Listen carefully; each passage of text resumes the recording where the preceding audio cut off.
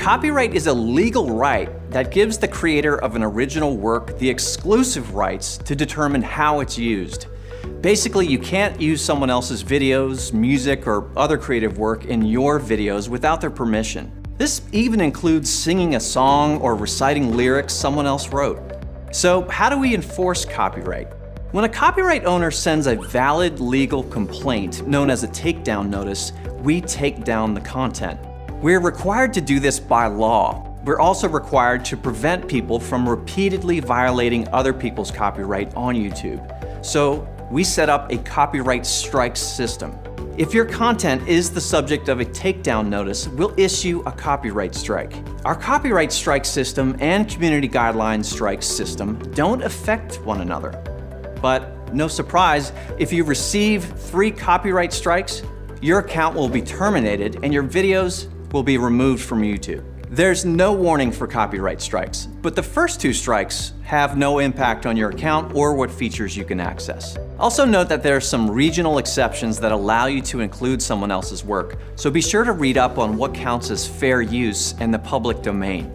You may have also heard of Content ID and wonder how it relates to copyright. Well, to help YouTube creators draw upon all the great content they love while still protecting the rights of copyright owners, we built Content ID, an automated enforcement system that lets some of the world's biggest rights holders find their work when it's being used by others and claim it instead of taking it down.